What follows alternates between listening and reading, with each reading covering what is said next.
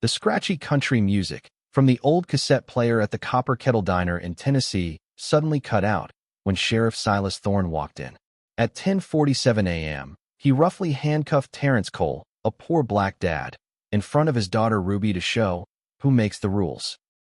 Terrence stayed brave and silent, taking the insults to keep his daughters safe, while secretly recording the cruel sheriff. Their fight to survive faces scary threats, a secret hunt, and a trapped town under Thorne's control.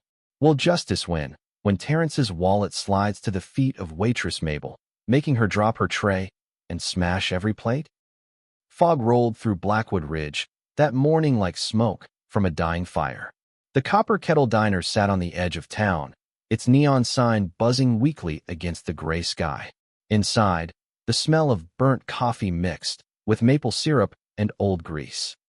A ceiling fan turned slowly, pushing warm air over cracked vinyl booths. Terrence Cole held his daughter's small hand as they walked to a corner table. Ruby was 6 years old, with 2 braids and a backpack covered in cartoon stickers. His jacket had a torn pocket. His boots were worn thin at the heel. He counted 3 crumpled dollar bills before he even sat down. To anyone watching, he looked like just another tired father passing through. He drove an old Ford Taurus that rattled at every red light. He wore the same jacket for 3 winters straight. Nobody in that diner could have guessed the truth sitting quietly in the booth. Terrence Cole was a senior special agent with the Department of Justice. He once led a Navy SEAL unit through 15 years of risky missions. For the last 2 years, since his wife died, he lived 2 lives at once. By day, he was Ruby's gentle father. In secret, he hunted corrupt officials across small towns. This trip to Blackwood Ridge was not an accident. Federal reports showed strange patterns here. Missing evidence, sealed court records, complaints that vanished before they reached a judge. Terrence came dressed as nobody, driving a car worth $1,200 to see the truth with his own eyes.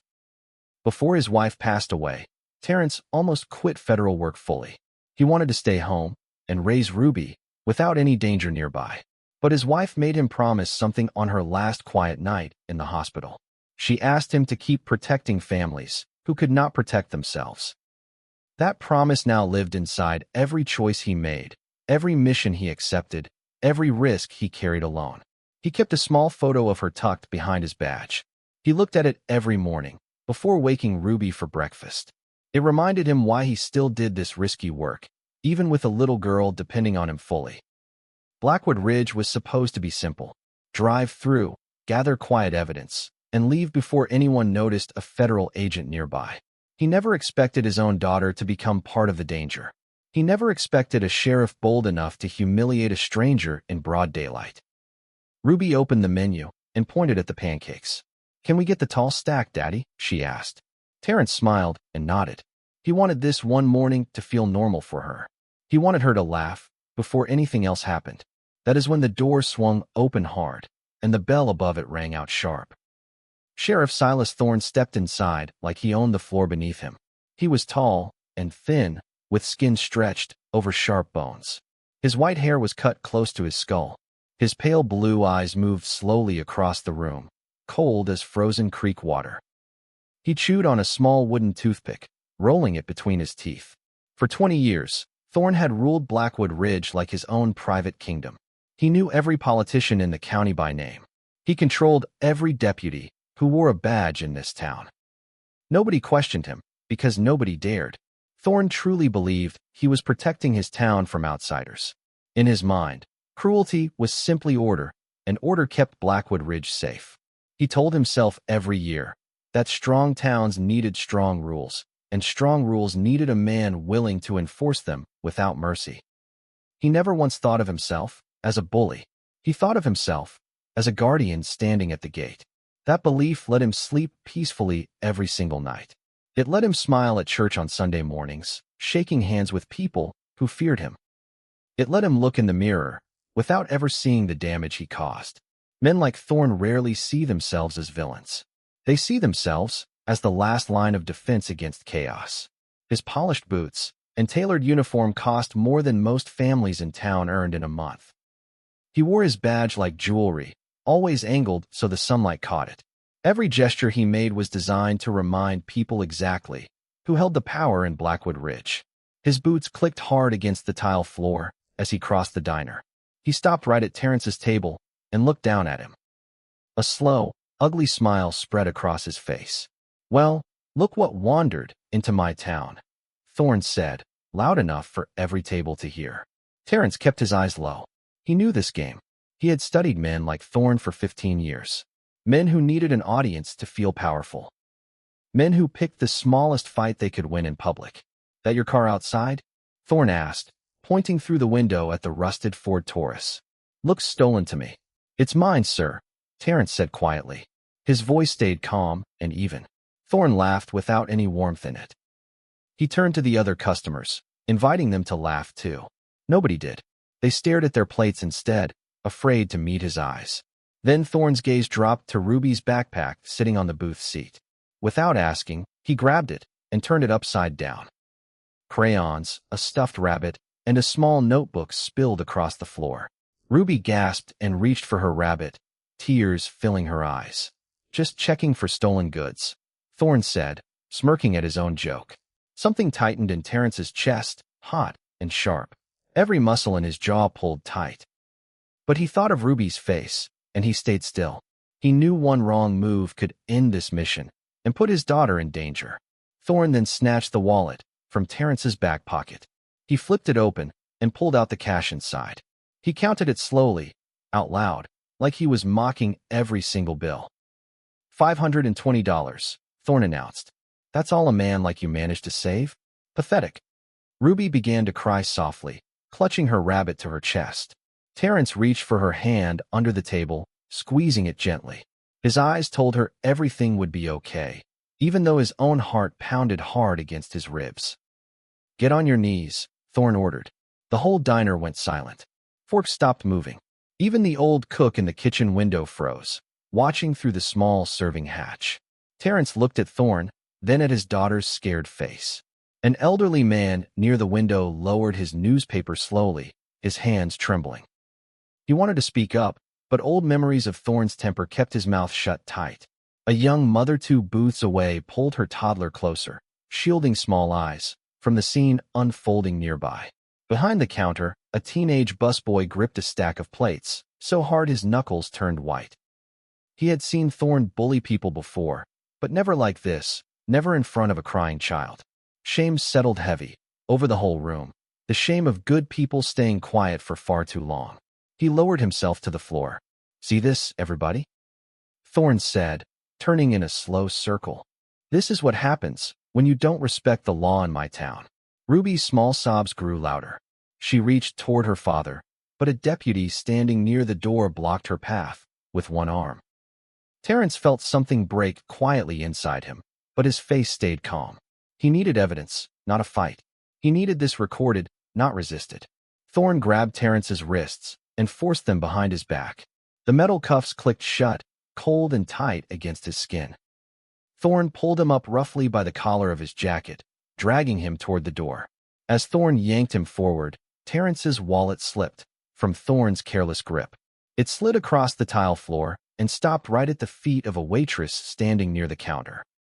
Her name was Mabel Higgins. She had worked at the Copper Kettle Diner for 30 years. She bent down to pick it up, meaning only to return it to the crying little girl. But when she opened the wallet, her whole body went still. Inside, tucked next to a faded photo, sat a gold badge. It bore the seal of the United States Department of Justice.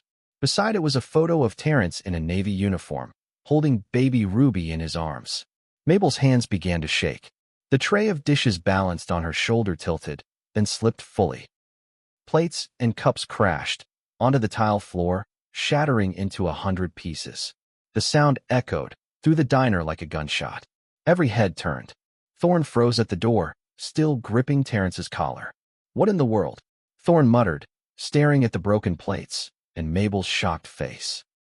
He had no idea about the security camera above the counter. He himself had ordered it installed 2 years earlier. It had just captured every single second of his cruelty. Outside, Thorne shoved Terrence into the back of his patrol car, an old Ford Crown Victoria with a dented bumper. Terrence sat quietly, his wrists aching in the cuffs. In his mind, he was no longer the humiliated man from the diner floor. He was Agent Cole again, calm and focused, running through every option in his head. He thought about his SEAL training, about how his hands could break these cuffs in seconds. But breaking free now would ruin the case he had spent 3 months building. He needed Thorne's own words on record. He needed proof that would hold up in any federal court. Ruby was placed in a second patrol car driven by Deputy Gary Vance, a heavy-set man with an angry face. Terrence watched through the window as his daughter's small shape vanished into the fog. His heart pounded harder than it ever had during any mission overseas. They arrived at the Blackwood Ridge Jail, a squat concrete building built back in 1974. Thorne did not bother filing any real paperwork. He tossed Terrence's wallet on his desk and pocketed the $520 for himself. Then he shoved Terrence into a small holding cell marked number 4. Ruby was taken to a room next door, watched by a woman who claimed to be a county social worker. In truth, she reported directly to Thorne. Through the bars, Terrence could hear his daughter crying, calling his name over and over. Thorne strolled up to the cell, chewing his toothpick with a satisfied grin.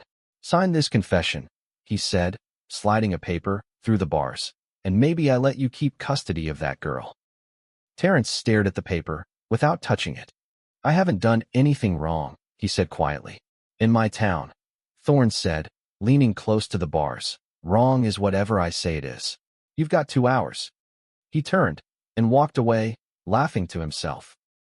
Alone in the cell, Terrence pressed his forehead against the cold bars. Every instinct screamed at him to break out right away and grab Ruby. But years of training had taught him patience, even when patience felt impossible. He needed a plan, not panic. He studied every detail of the cell. The rusted hinges, the small window too narrow to fit through, the camera blind spot near the ceiling corner. His mind worked like a machine, sorting through every possible escape route. He thought back to his training days, learning patience during long silent watches at sea. Patience had saved lives before. It could save Ruby now, if he trusted the process fully. He forced his breathing to slow, counting each breath the way his old instructor once taught him. Through the thin wall, he caught pieces of conversation from the front office. Thorne was on the phone with someone important, discussing a shipment arriving Friday night.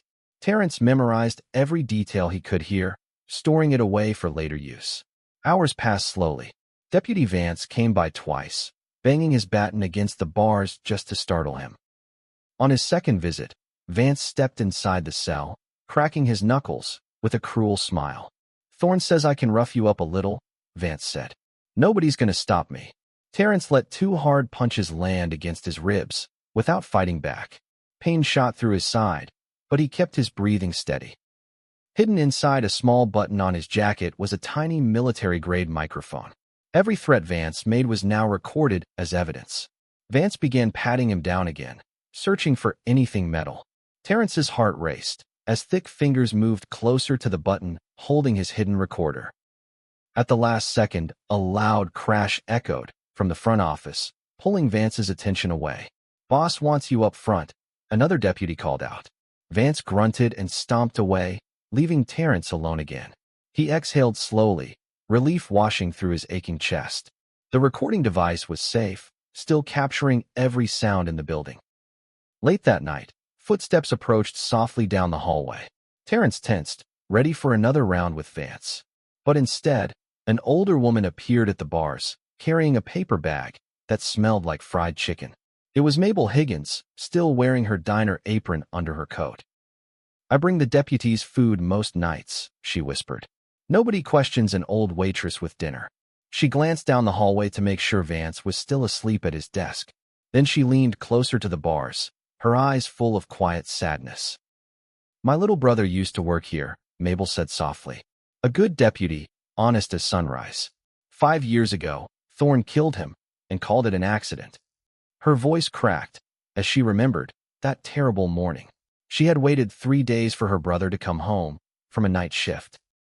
Instead, 2 deputies came to her door and told her he crashed his truck alone on a dark road. She never believed that story, not for one single day. For 5 years, She carried her grief quietly, serving coffee to the very men who took her brother's life. She smiled at customers and refilled cups, all while planning, waiting, watching for the right moment to bring the truth into the light. Terrence's eyes narrowed. "Why are you telling me this?" "Because my brother kept a notebook," Mabel whispered. "Names, dates, every dirty deal Thorne ever made. He hid it before he died. I know where it is." She pulled a small key from her coat pocket, sliding it through the bars into Terrence's palm. It was worn smooth from years in her brother's hand. "This unlocks the old tractor cabin at Miller Farm," she said. 3 miles north of town. The notebook is inside, taped under the seat. "Why help me?" Terrence asked quietly. Mabel's eyes glistened. "Because that little girl doesn't deserve this town. Nobody does." "Be careful," Mabel whispered one last time. "Thorne has hurt good people before. Don't let him win." Before Terrence could thank her, a car horn honked outside. Mabel hurried away into the dark hallway. She vanished just before Vance stirred at his desk. Terrence closed his fist around the small key. For the first time since the diner, he felt something besides fear rising inside him. He felt hope. Working quickly and silently, Terrence used the key to pick the lock on his cuffs. It took him exactly 14 seconds, a skill drilled into him during years of training. He moved through the shadows of the jail, avoiding the one working camera near the entrance. He found the night guard slumped in his chair, half asleep. Using a quiet grip taught by his old SEAL instructors, Terrence pressed the man into a gentle, unconscious hold. No noise, no struggle, no harm beyond a headache in the morning. In the front office, he found his own Glock pistol and his wallet, both tossed carelessly in a drawer. He tucked them away and moved fast toward the room where Ruby slept. She lay curled on a cot, still clutching her stuffed rabbit. Terrence lifted her gently into his arms. She stirred but did not fully wake, trusting the strong arms that held her even in sleep. Outside, exactly where Mabel had promised, sat her old Chevy pickup truck, with the keys still in the ignition. Terrence buckled Ruby into the passenger seat and slid behind the wheel. He pressed the gas pedal down hard, and the truck roared into the thick fog just as an alarm began screaming behind them. There was no going back now. Terrence Cole, federal agent, had officially become a fugitive in Silas Thorne's kingdom. Rain began to hammer the windshield as Terrence drove north through winding back roads. The old truck's engine strained against the storm, its temperature gauge creeping dangerously close to the red line. Ruby woke up crying, confused and scared by the darkness rushing past outside. "It's okay, baby," Terrence said softly, keeping one hand steady on the wheel. "Daddy's got you. I promise." Ahead, red and blue lights flashed through the fog. 2 patrol cars blocked the road at a checkpoint on Route 9. Terrence's pulse quickened, but his training kept his hands calm. He killed the headlights and turned sharply onto a muddy trail through the pine trees, slipping past the checkpoint unseen. The truck bounced hard, over roots and rocks, mud splashing up the windows. Ruby gripped her rabbit tightly, too scared to cry anymore. Terrence reached over and squeezed her small hand whenever the road allowed it. Eventually, the truck's headlights caught a small auto shop glowing faintly through the storm. A hand-painted sign read Marcus's Repair. Terrence pulled in carefully, hoping this stranger might offer shelter from the chaos outside. A heavy-set man stepped out holding a flashlight, squinting through the rain. His name was Marcus, and his eyes went wide when he recognized the description already spreading over the police radio. "You're the fella they're calling a kidnapper," Marcus said slowly. "I'm her father," Terrence answered firmly. "Thorne is lying to protect himself." Marcus studied Terrence's face for a long moment. Then he thought about his own son, locked up on false charges by the same sheriff 2 years earlier. Something in his chest softened. His son sat in a county cell right now, waiting on charges that never made any real sense. Marcus had spent 2 years fighting a system stacked against him from the start. Looking at this stranger and his scared little girl, he saw a chance to fight back. Rain dripped from Marcus's cap as he glanced one more time toward the dark road behind them. No headlights followed. No sirens howled in the distance yet. "Get inside," Marcus said. "Quick, before someone sees that truck. Inside the workshop, Marcus handed Terrence a small handheld radio tuned to the police frequency. Wrapped in a warm blanket, Ruby finally drifted off to sleep on an old couch near a space heater. Through the radio, Terrence heard Thorne's furious voice crackling across every channel. He had declared a county-wide manhunt, calling Terrence an armed and risky kidnapper. The lie spread fast, through Blackwood Ridge like poison in water. Terrence knew he had only hours before Thorne's men found this shop. He needed the notebook now, more than ever, to prove the truth before more lives were destroyed.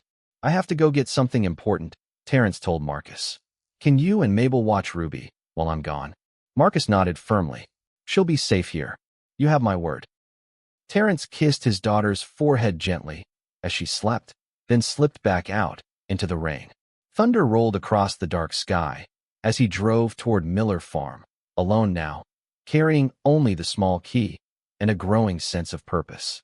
The farm looked abandoned, its barn leaning sideways from decades of storms. Weeds climbed through cracks in the old stone foundation. A rusted mailbox lay tipped over near the gate, its metal flag long broken off. Lightning flashed, revealing a rusted tractor buried deep inside the crumbling structure. Rain hammered the tin roof above, echoing loudly through the empty barn. Terrence moved carefully between piles of broken farm tools and rotted wooden beams.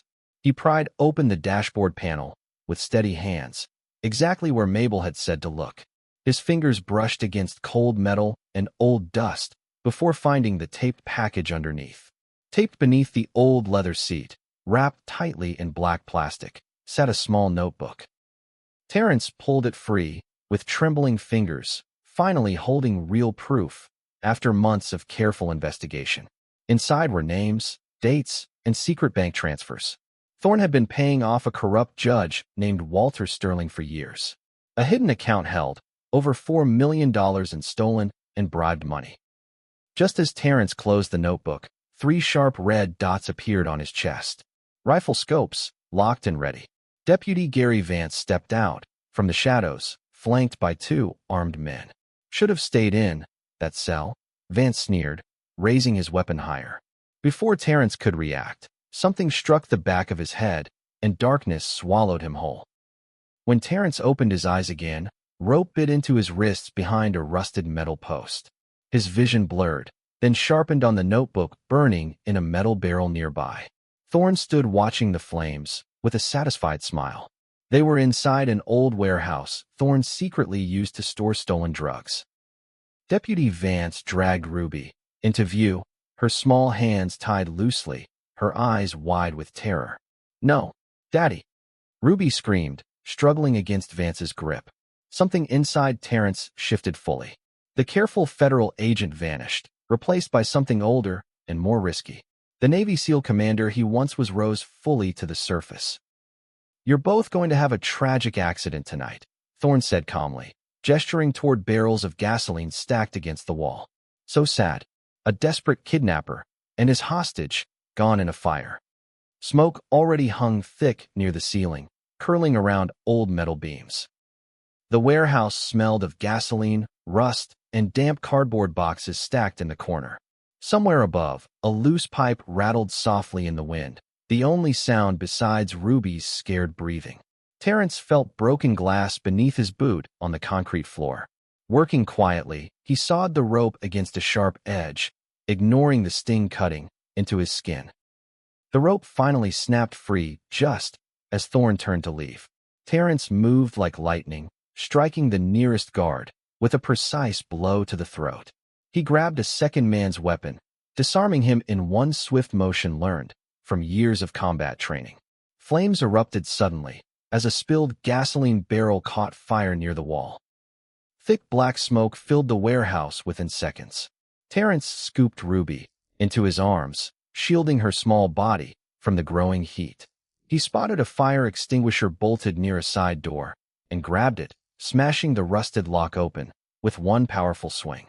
Flames roared behind them, but Terrence pushed forward through the smoke, his back burning from flying sparks. They burst outside into the cold rain, gasping for clean air. Behind them, The warehouse windows glowed orange, flames climbing higher into the night sky. Terrence collapsed to his knees, holding Ruby tightly against his chest. "We're okay," he whispered, though pain screamed across his burned back. "We're okay now, baby." Deep in the pine trees behind the burning warehouse, Terrence found what he desperately needed. Hidden inside a spare tire from his old Ford Taurus was a federal satellite phone, placed there weeks earlier as a backup plan. His hands shook as he dialed a secure line straight to Washington. Within minutes, he uploaded every recording, the threats, the confessions, and the evidence of Thorne's crimes, directly to a secure Department of Justice server. A calm voice on the other end confirmed what Terrence had been fighting for. The case was now active at the highest federal level. FBI agents and United States Marshals were already boarding a helicopter, heading straight for Blackwood Ridge. Relief washed through Terrence's exhausted body, but he knew this fight was not finished yet. Somewhere out there, Thorne was still free, and Mabel remained in danger back at the shop. Rain still fell steadily through the trees, soaking his burned back and aching shoulders. He allowed himself one slow breath before standing again. There was no time left to rest. He limped back toward the truck, every step reminding him of the fire behind him. The satellite phone buzzed once more, confirming the helicopter's exact arrival time. 20 minutes, the voice said. Help was finally close. Miles away, Thorne received devastating news through his radio. Federal agents had frozen his secret bank accounts, the ones holding over $4 million stolen dollars. His empire was crumbling faster than he ever imagined possible. Desperate and cornered, Thorne rushed toward his private helicopter parked near the county courthouse. He planned to escape across the state line with whatever cash he could grab from the courthouse safe. His hands shook as he stuffed papers into a bag, papers that could send him to prison for life. 20 years of power were slipping away in a single stormy night. He barked orders at Judge Sterling, demanding he help empty the safe right away. Sterling's face had gone pale, sweat soaking through his expensive shirt collar. He had spent years hiding behind his black robe, pretending to serve justice, while serving Thorne instead. Now that pretending was about to end. But first, he needed insurance. He stormed into the diner, grabbing Mabel Higgins by the arm and dragging her toward his car. She struggled, but his grip was too strong for her aging body. Back at the workshop, Terrence learned what happened from a frantic call on Marcus's radio. His heart sank knowing Mabel was now in terrible danger because she had helped him. He could have waited safely for the approaching federal agents. Instead, he made a different choice entirely.